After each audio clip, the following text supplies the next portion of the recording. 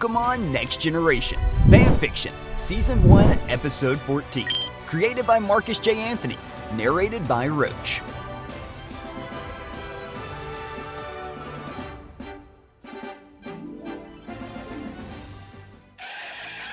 Mark, Rachel, and Anthony were dropped off in Vermillion City by Pokémon Rangers Tommy and Kimberly. The news channels were abuzz with reports about a rampaging Zapdos, even featuring a segment on the 4 trainers who helped the Ranger squad save the daycare. Although Mark, Rachel, and Anthony faced scoldings from their parents for putting themselves in danger, their parents soon expressed pride in their bravery. Darius and Ray were emotional as they said their goodbyes to the other Meowth, who were now part of the Ranger squad. After the heartfelt farewells, Mark hurried to Vermillion City Gym to surprise his friend, Sergeant Sarah. The gym staff informed Mark that Sarah had gone to the Battle Club arena, where she would be a part of the judging panel. With that, the group decided to head to the Pokémon Center for a well-deserved rest. While there, Anthony asked Nurse Joy about the next Vermillion City Junior Frontier. She revealed that one was happening soon. Excited, Anthony dashed to the battle arena to register and was relieved to find that there was still one spot available. Nurse Joy also mentioned that the Vermillion City contest would be held on the new SS Anne, which was set to sail to Cinnabar Island in just 5 days. Mark pointed out that Cinnabar Island had a gym, so boarding the SS Anne would be perfect. Rachel could enter her contest while they all moved on to their next destination, like feeding 2 Pidgey with 1 scone. Excited, Rachel quickly registered for the contest, and they bought their tickets for the SS Anne. Just as they were wrapping up, Rachel suddenly screamed when she turned around to find a Lickitung trying to lick her face. Emma appeared at the Pokémon Center announcing that she too would be boarding the SS Anne to compete in the contest and confidently declared that she would be the solo Vermillion contest winner. Accompanying her were several of her Pokémon, including Gloom, Ponyta, Abra, and Smoochum. As Chansey brought out the trio's healed Pokémon, Rachel's Igglybuff immediately scowled at Emma's Smoochum. The 2 adorable baby Pokémon confronted each other, exchanging funny noises in a playful yet tense standoff. Rachel and Emma quickly pulled their Pokémon back, but Gasper revealed that Igglybuff and Smoochum seemed to have known each other from their days as wild Pokémon, a friendship that had turned sour, which Mark noted seemed oddly familiar. Emma then reassured her Smoochum, promising to prove she was the cutest Pokémon of all by defeating Igglybuff in the upcoming Pokémon contest. As Emma left, Anthony called Mark's Rotom phone to inform him that the opening ceremony at the Battle Club was about to begin. With that, the group quickly made their way over, returning Anthony's Pokémon to him. Rachel offered to take care of Anthony's Pokémon egg, ensuring it was in good hands while he focused on the upcoming event. Anthony headed backstage, where he encountered his rival, Chris. Chris wasted no time bragging about his recent achievement, revealing that he had won 5 Junior Frontier trophies, just short of becoming Kanto's greatest breakout trainer. He also mentioned his plan to challenge Misty for her title as regional champion once he reached his goal. Not that you will, but if you somehow manage to win 7 tournaments, which elite trainer will you choose to battle? Chris taunted. Anthony's thoughts immediately went to Silver, and his fist clenched with determination.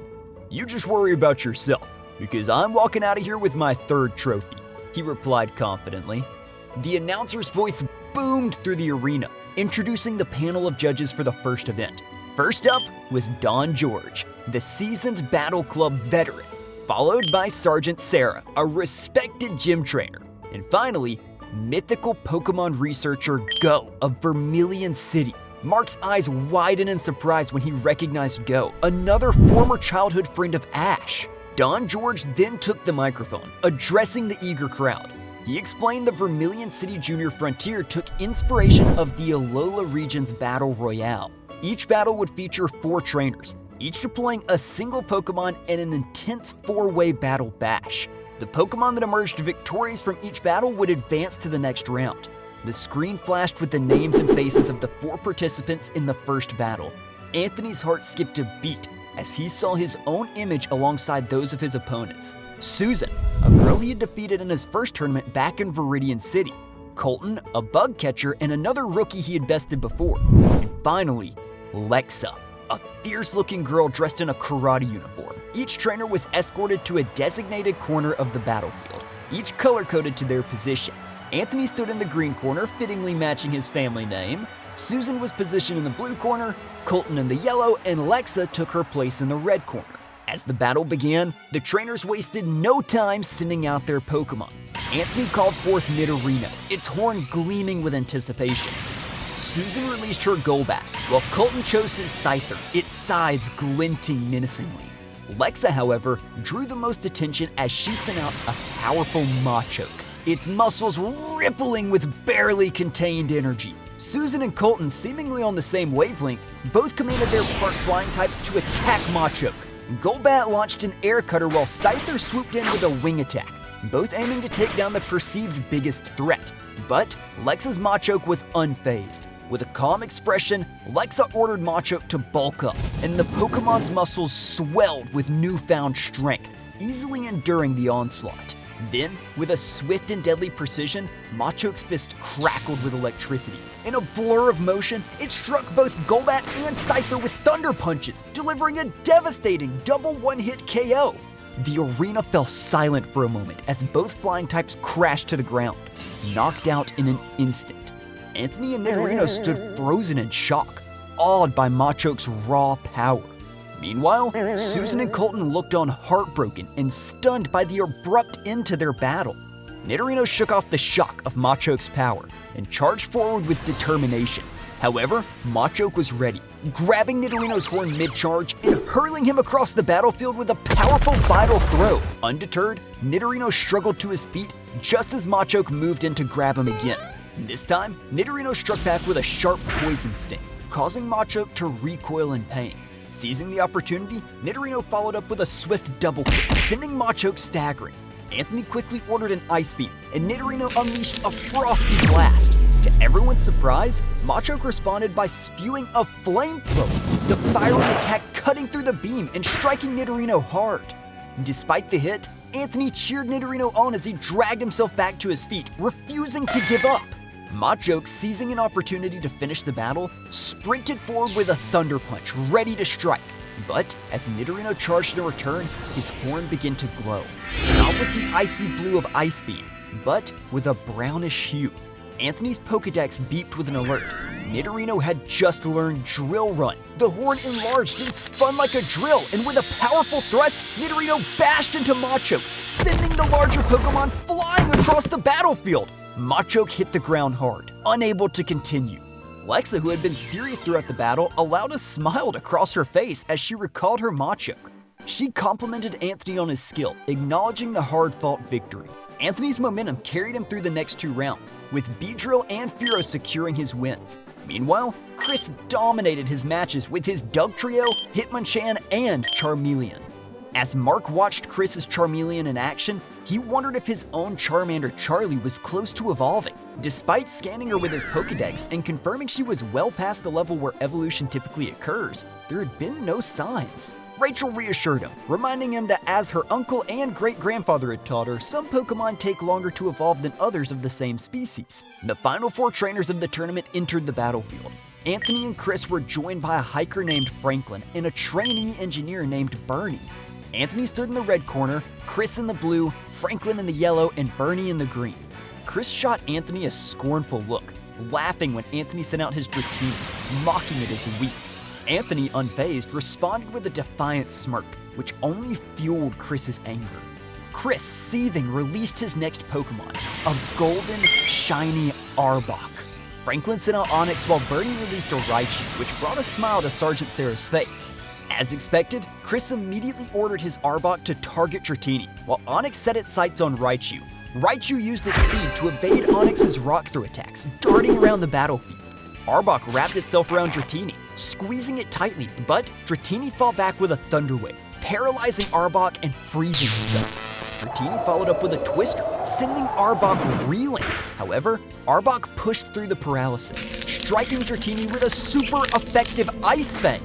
Meanwhile, Raichu cleverly countered Onix's brute strength with a Grass Knot, causing the massive rock type to stumble in pain.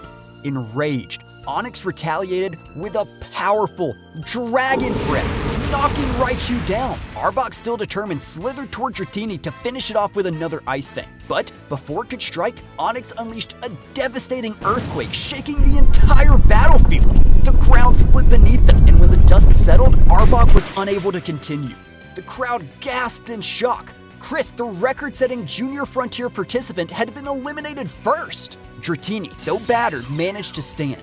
But it was clear the battle had taken its toll. Raichu, however, had used its tail to launch itself into the air, narrowly avoiding the earthquake. As Raichu descended, its tail glowed silver. With a mighty iron tail, it struck Onix, taking the colossal Pokémon out of the fight. Now, only Raichu and the fragile Dratini remained on the battlefield. Anthony couldn't resist waving a sarcastic goodbye to a furious Chris before turning his attention back to Dratini, who was still in the thick of battle. "Hang in there, Dratini," he encouraged, watching as his Pokémon climbed out of the wreckage left by Onix's earthquake. Dratini now faced Raichu, who was crackling with electricity, ready to unleash a thunderbolt. Reacting quickly, Dratini used Thunder Wave to protect itself, disrupting Raichu's attack. With a swift follow-up, Dratini conjured a powerful twister, sending Raichu tumbling backwards. Raichu struggled to its feet, but Anthony noticed something alarming. Raichu's lips were glowing pink. Realization hit him. Raichu knew Draining Kiss. Before he could react, Raichu charged toward Dratini, intent on sapping its remaining energy away. "Agility, now!" Anthony shouted, and Dratini responded in a flash, moving with blinding speed to dodge Raichu's attack. With Raichu off balance, Dratini quickly summoned another twister, striking Raichu again. This time, Dratini's tail began to glow with a vibrant green light. Anthony's Pokédex beeped with excitement, revealing that Dratini had just learned Dragon Tail. Taking full advantage of Raichu's dazed state, Dratini slithered up and whipped its glowing tail with all its might, sending Raichu crashing to the ground. The crowd held its breath as the dust settled, and the referee declared, "Raichu is unable to battle! Dratini is the winner!" A wave of relief and joy washed over Anthony as he sprinted toward Dratini, scooping it up in a tight embrace. Together, they walked to the stage where Anthony was awarded his third Junior Frontier Tournament trophy. But the surprises didn't end there. To his amazement, he also received a bonus prize, a box of rare candies, along with a month's supply of Pokémon food and grooming supplies. The cherry on top was the notification on his Rotom phone, informing him that he had just received his 15,000 Poké-Dollar reward, money he planned to send to his mother. Realization hit Anthony. He had just won back-to-back tournaments within a day, his motivation soaring. He was now just 4 tournaments away from dethroning Silver, a goal that felt more attainable with each victory.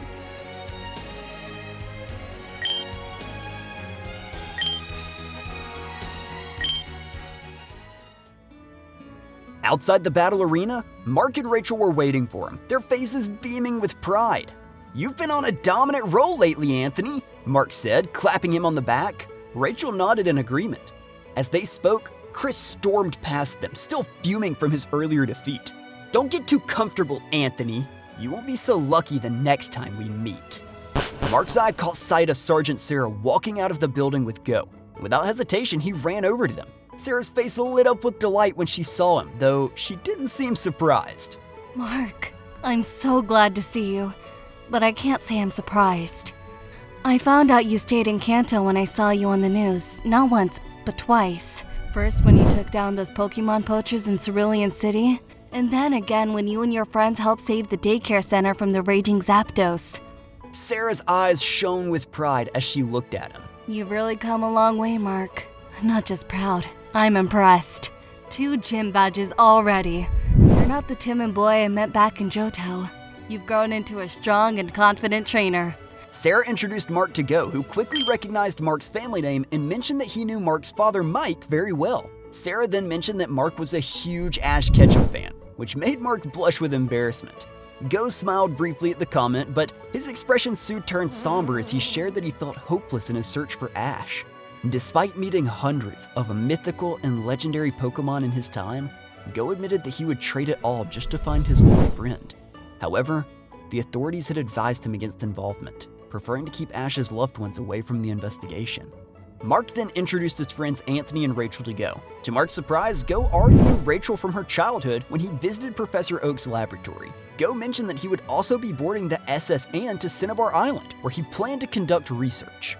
Just as Marc was about to challenge Sarah, Go caught his attention with an unexpected offer. He mentioned that he would be honored to give the group a tour of the Cerise Research Laboratory that he now runs with his wife and father-in-law. The idea piqued everyone's interest, but Go wasn't finished. He confessed that watching the Junior Frontier Tournament had reignited his desire to battle, a feeling he hadn't experienced since his journeys with Ash. Then, to everyone's surprise, Go turned to Marc and issued a challenge for a battle. The group was taken aback by the sudden proposition, but none more shocked than Marc himself. The prospect of battling someone as experienced as Go was both exhilarating and intimidating, leaving Marc with a mixture of excitement and nerves.